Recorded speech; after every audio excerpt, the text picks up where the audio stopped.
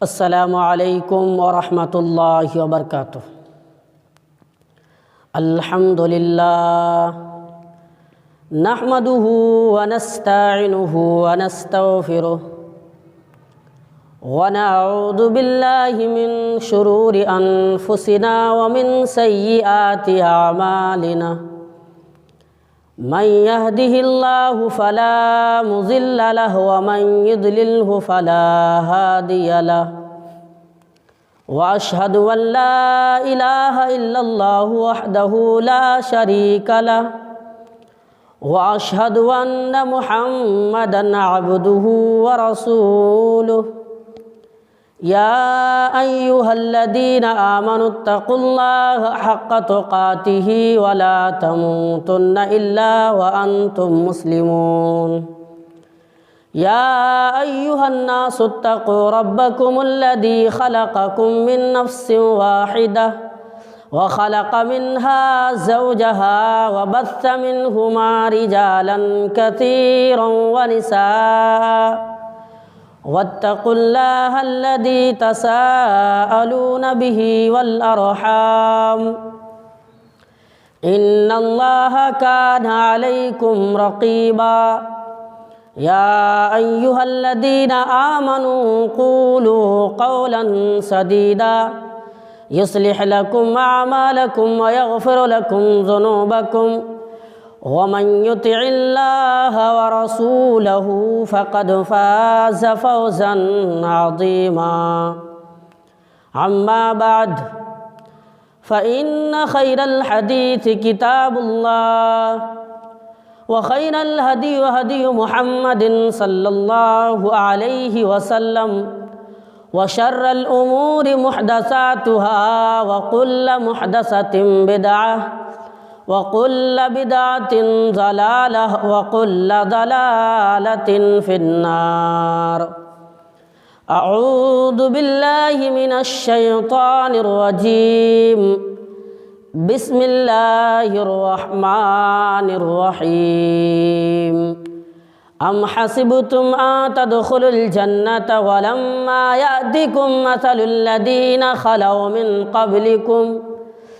مستهم البأساء والضراء وزلزلوا حتى يقول الرسول والذين آمنوا معه متى نصر الله ألا إن نصر الله قريب۔ محترم معزز حاضرین جمعہ، سامعین اکرام، نوجوان ساتھیوں اور عزیز بھائیوں، پیارے بچوں، اسلام کا راستہ، ایمان کا راستہ، یہ پھولوں کا سیز نہیں ہے کہ انسان پھول کے اوپر سے گزر جائے۔ یہ کانٹوں کا راہ ہے، کانٹوں کے راستے کو طے کرنا پڑتا ہے۔ یہ ایمان کا جو راستہ ہے، جنت کا راستہ۔ انسان ایمان کو اپنائے، ایمان پر چلے، یعنی اس نے جنت کو اپنایا۔ ایمان کو چلانے کے لیے ہمیں اسلام پر چلنے کے لیے ایمان کو اپنانا پڑے گا۔ یہ ایمان کا راستہ جنت کا راستہ ہے۔ ایمان پر چلنا، جنت پر چلنا، ایمان کو اپنانا، اپنی زندگی میں شامل کرنا، جنت کو اپنی زندگی میں لانا۔ یہ پھولوں کا سیز نہیں ہے، یہ کانٹوں کا راہ ہے۔ قرآن کریم اسی لیے اللہ تعالیٰ نے کیا کہا لوگوں سے؟ ام حسبتم ان تدخلوا الجنۃ، کیا تم نے یہ گمان کر بیٹھے ہو کہ تم جنت میں چلے جاؤ گے، تم جنت کے اندر داخل ہو جاؤ گے؟ ام حسبتم ان تدخلوا الجنۃ ولما یأتکم مثل الذین خلوا من قبلکم، اے لوگو تم نے یہ گمان کر لیا کہ تم جنت میں چلے جاؤ گے۔ ارے تم سے پہلے لوگوں نے جو مصیبتیں آئی، لوگوں پر جو تکلیفیں آئیں، ابھی تک تم پر کوئی تکلیفیں نہیں آئی ہے، وہ پریشانی تم پر نہیں آئی ہے۔ مستهم البأساء والضراء وزلزلوا حتى يقول الرسول والذین آمنوا، یعنی ان پر بیماریاں آئی، ان پر تکلیفیں آئی، ان پر پریشانی آئی، یہاں تک کہ رسول بھی بول پڑے، رسول بھی کہہ پڑے، رسول بھی بول پڑے اللہ تیری مدد کب آئے گی، ایمان والے بھی بول پڑے تیری مدد کب آئے گی، یعنی اللہ کی مدد کو پکارنے کے لیے رسول بھی بول پڑے، اللہ بھی کہہ پڑے، یعنی ایمان والے بھی بول پڑے۔ اللہ تعالیٰ نے کہا متی نصر اللہ الا ان نصر اللہ قریب، ان قریب اللہ کی مدد ضرور آئے گی، تم تو ایمان پر چلو۔ یعنی ایمان جس کے پاس ہو وہ جنت میں داخل ہوگا، اس کا ٹھکانہ جنت ہوگا اور وہ جنت میں جا کر ہی رہے گا، اسے جنت سے کوئی دور نہیں کر سکتا اگر اس کے پاس ایمان ہو، کیونکہ ایمان کا راستہ جنت کا راستہ ہے۔ دیکھیے ایمان والوں سے اللہ تعالیٰ نے کیا کہا، ایمان والوں کو زیادہ آزمایا جاتا ہے، یعنی دنیا میں سب سے زیادہ نبیوں کو آزمایا جاتا ہے، رسولوں کو آزمایا جاتا ہے، اور رسولوں کے بعد سب سے زیادہ جس کے پاس زیادہ ایمان ہو، ایمان کے مطابق اس کو آزمایا جاتا ہے۔ آئیے دیکھیں حدیث دیکھیں، اللہ کے رسول فرماتے ہیں کہ ایمان جس کے پاس ہو، دنیا میں ایک شخص اللہ کے رسول کے پاس آئے اور اللہ کے نبی سے سوال کیا، اللہ کے رسول دنیا میں سب سے زیادہ کس کو آزمایا جاتا ہے، سب سے زیادہ آزمائشوں میں کس کو ڈالا جاتا ہے؟ اللہ کے رسول فرماتے ہیں سب سے زیادہ آزمانے والا انسان کوئی ہے تو اللہ کے نبی ہے، اللہ کے رسول ہے۔ نبیوں کو آزمایا جاتا ہے، رسولوں کو آزمایا جاتا ہے، اس کے پاس جس کے پاس جتنا ایمان ہو ایمان کے مطابق اس کو آزمایا جاتا ہے، انسانوں کو آزمائشوں میں ڈالا جاتا ہے۔ آج ہم پر مصیبتیں آتی ہیں، پریشانیاں آئی، ہم بول پڑتے ہیں کہ ہم ہی پر پریشانی آئی ہے، ہم سے پہلے لوگوں پر اس طریقے سے پریشانی آئی کہ اس کو آگ میں ڈالا گیا، اس کو جہنم یعنی جہنم سے بھی یہ دنیا کے اندر بھیانک آگوں میں ایمان والوں کو ڈالا گیا، ایمان والوں کو جہنم کی آگ میں ڈالا گیا، اس نے برداشت کی، اور وہی یہ ہے کہ برداشت کرنے کا فائدہ یہ کہ اللہ تعالیٰ نے کہا ایمان کا راستہ وہ جنت میں جائے گا، وہ جنت میں داخل ہونے والا ہے، ان کے لیے جنت تیار کر کے رکھی گئی ہے، جنت کو طے کر رہا ہے، جنت میں جانے والا ہے۔ آئیے دیکھیے اللہ کے رسول کے پاس ایک عورت آتی ہے، کالی کلوٹی عورت ہے، یہ دیکھنے میں ہینڈسم خوبصورت نہیں ہے، کالی کلوٹی عورت ہے۔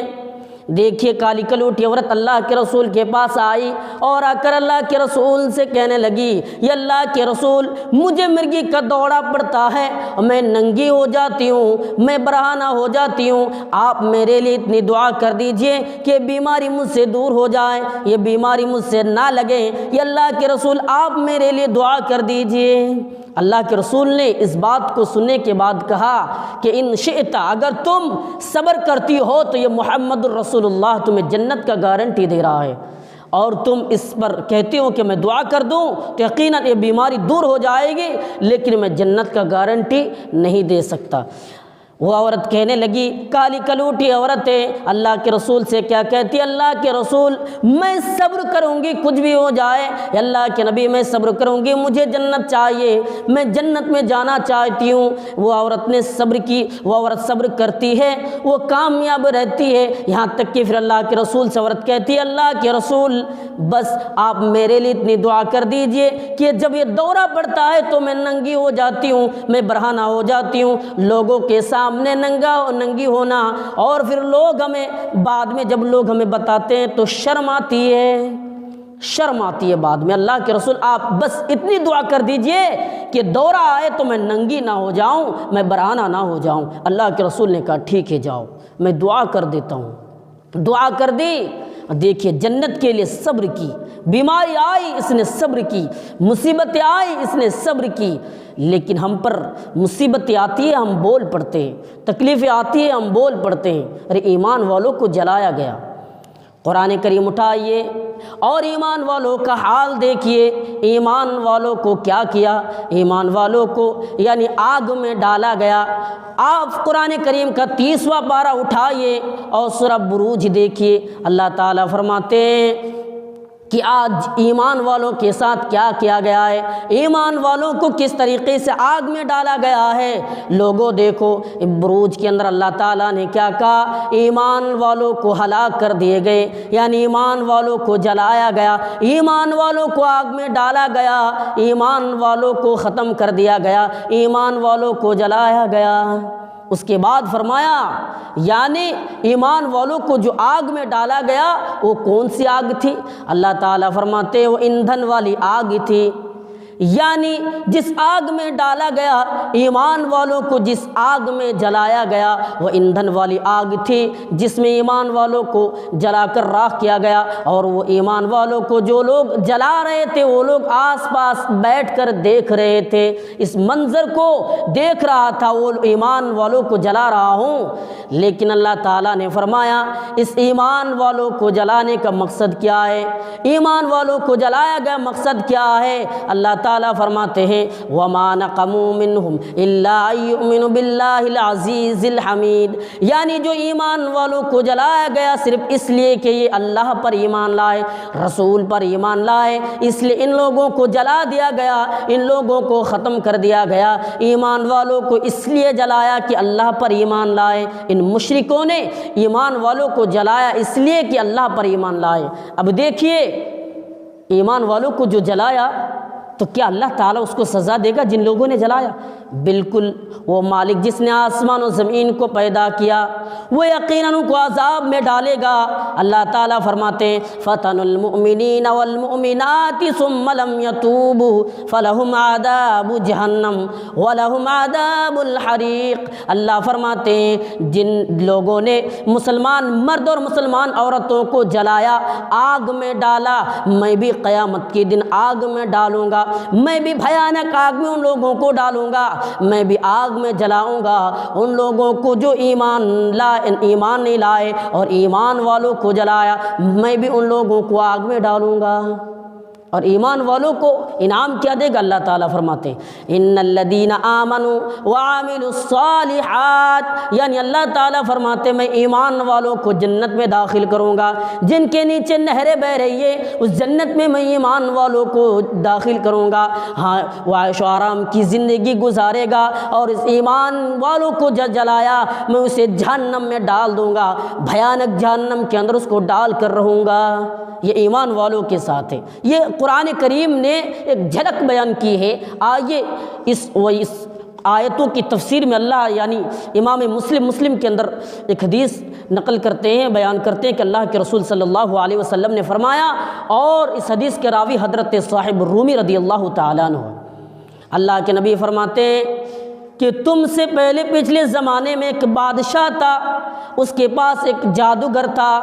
یعنی جادوگر جب بڑھاپے کے عمر میں پہنچا تو بادشاہ کے پاس گیا اور جا کر بادشاہ سے کہا کہ مجھے ایک لڑکا دو، یہ جادو میں اس لڑکے کو بتا دوں، جادو کا علم میں اس کو دے دوں، اگر میں بھی چلا جاؤں، اگر میں بھی دنیا سے ختم ہو جاؤں تو میں بھی مارا ختم ہو جاؤں تو جادو بھی ساتھ ساتھ میں چلا جائے گا، اس لیے کام کریں کہ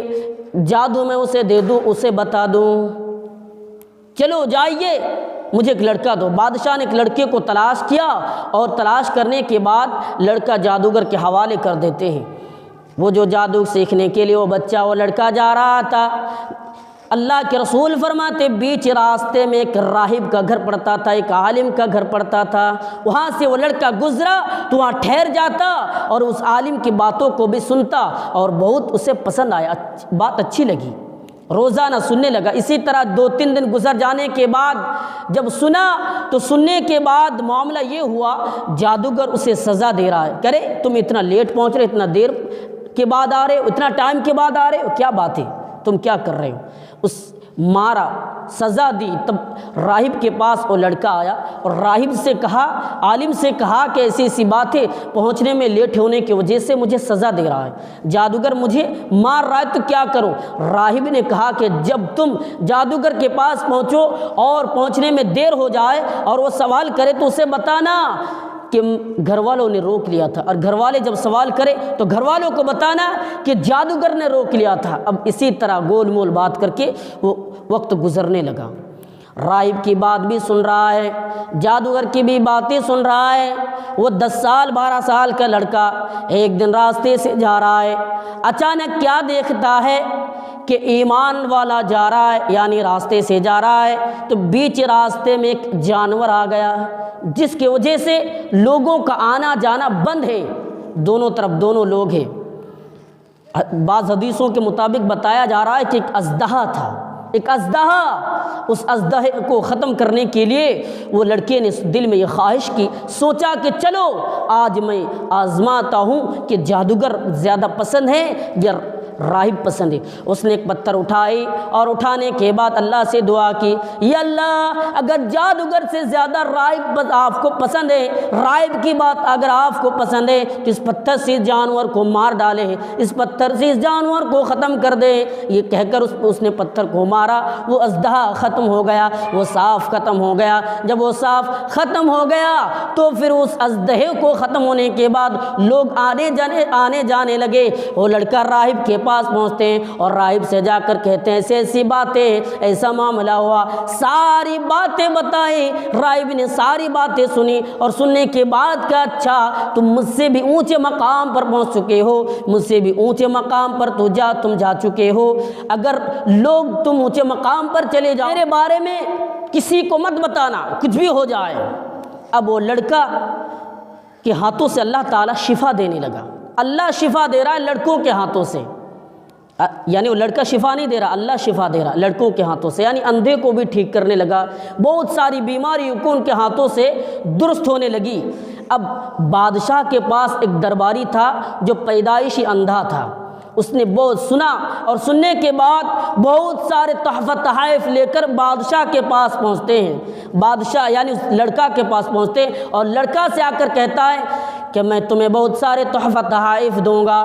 میرے پاس جو ہے میں تمہیں دینے کے لیے تیار ہوں، بہت سارے تحفہ تحائف میں تمہیں لے کر آیا ہوں، لیکن سن لو اے لوگو، اے لڑکا سن لو، تم میری آنکھوں میں روشنی ڈال دو، تم مجھے شفا دے دو، میں تمہیں بہت سارے تحفہ تحائف دوں گا۔ اور لڑکا کہنے لگا میں شفا نہیں دیتا ہوں، بلکہ شفا تو اللہ دے رہا ہے، شفا تو رب دے رہا ہے، شفا تو مالک دے رہا ہے، میں شفا نہیں دے رہا ہوں، اگر آپ ایمان لاتے ہیں تو میں دعا کروں گا اللہ تعالیٰ تمہیں ضرور شفا دے گا،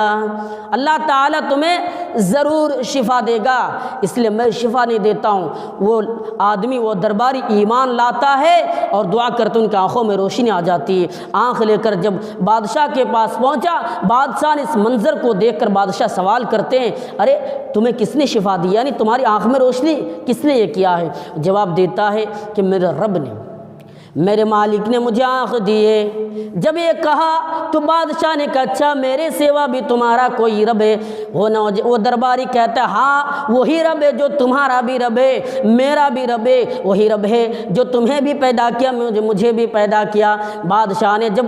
یہ بات سنی، سننے کے بعد بہت زیادہ اس پر ظلم کرنے لگتے ہیں، اسے مارنے لگتے ہیں۔ تب وہ درباری کہتا ہے اور درباری سے سوال کرتا ہے کہ تمہیں کس نے یہ علم دیے؟ وہ لڑکا کے بارے میں بتاتے ہیں، پھر لڑکا کو لایا جاتا ہے، لڑکا سے پوچھتا ہے کہ تمہیں یہ تعلیم کس نے دیے؟ ارے میں نے تمہیں تو جادو سیکھنے کے لیے بھیجا اور تم کیا کر بیٹھی ہو، تمہیں تعلیم یہ کس نے دی ہے؟ اور لڑکا جواب نہیں دیتا ہے۔ جب بہت زیادہ ظلم کیا گیا تو لڑکا راہب کے بارے میں بتاتے ہیں، راہب کے بارے میں اسے بتایا کہ فلاں راہب نے مجھے یہ علم دیے، اس کو لایا جاتا ہے اور لانے کے بعد بادشاہ کہتا ہے اچھا وہ تم ہو کہ تم نے یہ لوگوں کو دین کی تعلیم دیے۔ پھر راہب کو آری سے 2 ٹکڑے کر دیے گئے، پھر وہ اپنے درباری سے کہا کہ ایمان چھوڑ دو اور مجھ پر ایمان لاؤ ورنہ تمہارا بھی حشر و نشر یہی ہوگا۔ جب وہ ایمان نہیں لائے تو اسے بھی قتل کر دیا گیا، اسے بھی 2 ٹکڑا کیا گیا۔ اب یہ بچہ تھا،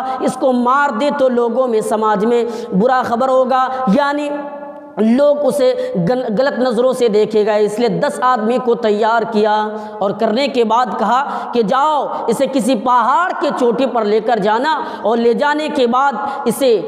کہو کہ یہ اللہ پر ایمان نہ لائے بلکہ ہم پر ایمان لائے، اگر یہ الٹ جائے تو اس کو وہاں سے پھینک دینا۔ 10 آدمی تیار ہو کر لے کر چلتے ہیں۔ جب وہ پہاڑ کی چوٹی پر پہنچے تو لڑکا ایک بات کہتے ہیں، اللہ تو میرے طرف سے ان لوگوں کے لیے کافی ہو جا۔ جب چوٹی پر پہنچے تو پہاڑ پر زلزلہ شروع ہوتا ہے اور زلزلے سے سارے لوگ درم و برم و بھسم ہو جاتے ہیں، ختم ہو جاتے ہیں، اور وہ لڑکا بچ کر پھر بادشاہ کے پاس آتے ہیں۔ بادشاہ دیکھ کر حیران و پریشان پوچھتا ہے میرا آدمی کہاں ہے؟ لڑکا جواب دیتا ہے کہ میرے رب نے اس کا مقابلہ کیا ہے، اس کو ختم کر دیا ہے، اس کو مار دیا ہے۔ جب یہ بات کہی تو پھر اس نے اور 10 آدمی کو تیار کیا، اور تیار کرنے کے بعد حکم دیا کہ جاؤ جاؤ اس کو کسی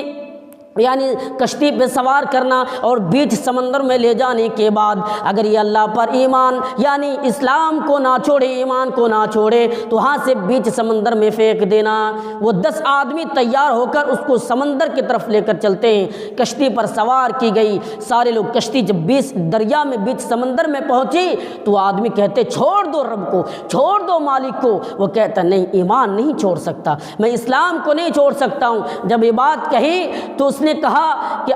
لڑکا پھر اللہ تعالیٰ سے ہی دعا کرتے ہیں، یہ اللہ میرے طرف سے ان لوگوں کے لیے کافی ہو جا۔ پھر وہ کشتی الٹ جاتی ہے، سارے لوگ ختم ہو جاتے ہیں، سارے لوگ مر ہو جاتے ہیں۔ پھر وہ بچہ بچ کر اس بادشاہ کے پاس پہنچتا ہے۔ وہ لڑکا بادشاہ کے پاس پہنچا، بادشاہ اور حیران و پریشان کہ میں نے کیا کر دیا۔ بادشاہ کہتا ہے سنو، تم مجھے مارنا چاہتے ہو، تم مجھے ختم کرنا چاہتے ہو، ایک شرط پر تم مجھے مار سکتے ہو، ایک شرط پر تم مجھے ختم کر سکتے ہو۔ شرط یہ ہے کہ ایک میدان میں سارے لوگوں کو جمع کرو، سارے لوگوں کے اکٹھے کرو، اور اکٹھے کرنے کے بعد مجھے پیچھے سے باندھ دو اور اللہ کے نام سے مجھے مار دو، میں ختم ہو جاؤں گا۔ بادشاہ یہ کام اپناتے ہیں، سارے لوگوں کو جمع کیا، اور جمع کرنے کے بعد جب اسے پیچھے سے باندھا گیا اور تیر سے جب اسے مارا گیا تو لڑکا تو مر گیا، لیکن بیک وقت سارے لوگ یہ کہہ پڑتے ہیں، سارے لوگ یہ بول پڑتے ہیں کہ لڑکے کے رب پر ہم سارے لوگ ایمان لائے، لڑکے کے رب پر ایمان لائے ہیں۔ اور پریشان بادشاہ حیران ہو اور پریشان ہو جاتے ہیں۔ آخر بادشاہ نے یہ کام اپنایا، بادشاہ نے ایک خندق کھدوانے کی حکم دی گئی کہ خندق کھودی جائے، اور خندق کھودنے کے بعد اس میں آگ تیار کی گئی، اور اس آگ میں ایمان والوں کو ڈالا گیا، اس آگ میں ایمان والوں کو مارا گیا، اس آگ میں ایمان والوں کو ایک ایک کر کے جلایا گیا، اس آگ میں ایمان والوں کو ختم کر دیا گیا۔ اسی لیے جب اس ایمان والوں کو جلایا تو وہ کافر لوگ جلا رہے ہیں اور بیٹھ بیٹھ کر دیکھ بھی رہا ہے، وہ مشرک لوگ بیٹھ بیٹھ کر دیکھ رہا ہے۔ اس منظر کو بیٹھ بیٹھ کر دیکھنے والا کون ہے؟ وہ مشرک لوگ ہیں، وہ کافر لوگ ہیں۔ اللہ تعالیٰ اسی واقعہ کو قرآن میں ایک جھلک بیان کی ہے کہ ایمان والوں کو مارا گیا، ایمان والوں کو ختم کر دیا گیا، ایمان والوں کو مٹایا گیا، ایمان والوں کی اس دنیا سے ختم کر دیا گیا۔ میرے بھائیو، ایمان کا راستہ اسی لیے جنت کا راستہ ہے۔ ایمان زندگی میں شامل کرو، ایمان کو اپناؤ، اس لیے ایمان جنت تک پہنچاتا ہے۔ جنت جانا چاہتے ہو، ایمان کو اپناؤ، ایمان کے راستے کو اپنا لو، کبھی تم برباد و تباہ نہیں ہو سکتے ہو۔ دنیا میں مال کماتی ہو، دنیا میں پیسہ ہے تمہارے پاس، پیسہ زمین و جائیداد سب کچھ ہے نا، یہ کچھ نہیں رہنے والا، یہ بھی ختم ہو جائے گا۔ ارے دنیا میں تو کافر لوگ بھی عیش و آرام کی زندگی کاٹ رہا ہے،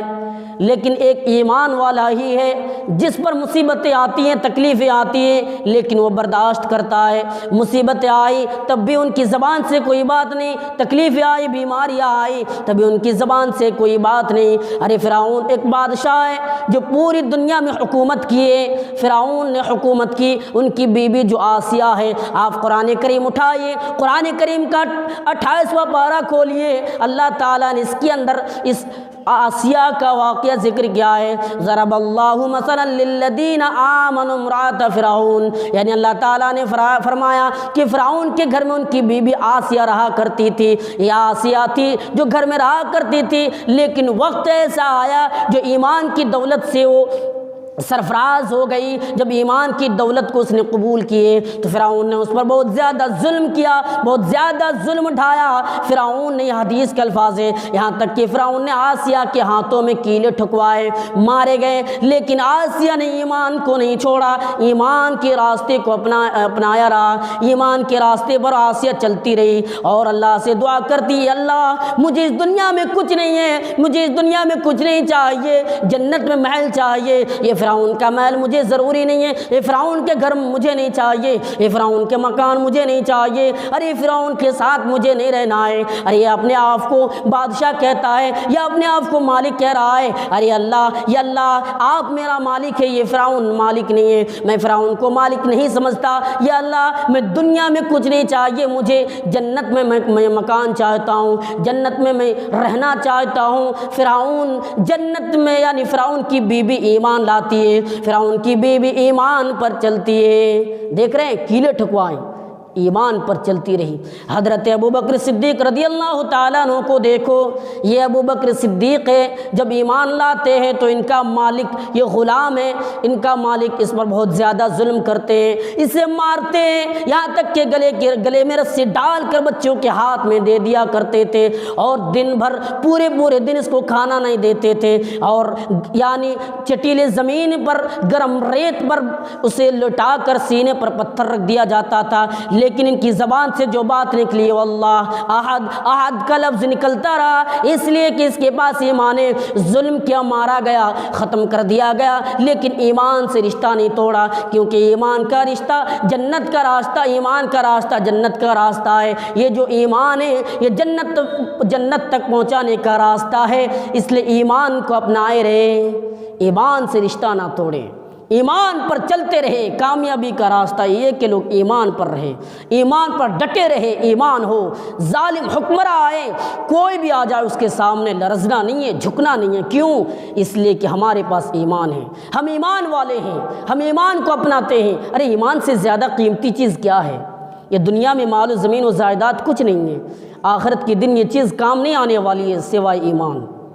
یہ جو زمین و جائیداد ہے، لوگ مکانات بناتے ہیں، بڑی بڑی بلڈنگیں بنا رہی ہیں، یہ کچھ کام نہیں آنے والا، یہ کام نہیں آنے والی چیز ہے، بلکہ کوئی چیز کام آئے گی تو یہ ایمان، ایمان کو اپنائیں، کیونکہ ایمان کا راستہ جنت کا راستہ، ایمان جنت تک پہنچاتا ہے لوگوں کو۔ لیکن آج مسلمانوں کا حال دیکھیے، ایمان سے رشتہ توڑ رہا ہے، ایمان نہیں ہے، آج لوگوں کے اندر ایمان کا جذبہ نہیں ہے، ایمان نہیں ہے، ایمان پر چلنا نہیں چاہتا، یہ کبھی نہیں سوچتا ہے کہ اگر میں ایمان پر چلوں تو کامیاب رہوں گا، اگر میں ایمان پر رہوں تو ایمان مجھے جنت تک پہنچاتا ہے، یہ سوچ، یہ فکر آج لوگوں کے اندر نہیں ہے۔ میرے بھائیو، ایمان کو اپناؤ، ایمان جنت کا راستہ ہے، ایمان اپنی زندگی میں لاؤ، لانے کی کوشش کرو جیسے کہ پچھلے لوگوں نے لایا، ایمان پر چلو۔ یہی ایمان کے متعلق میں نے کچھ باتیں آپ کے سامنے بیان کیا۔ آخر میں رب العالمین سے دعا ہے ہم تمام لوگوں کو ایمان پر چلنے کی توفیق عطا فرمائیں، آمین۔ وآخر دعوانا ان الحمدللہ۔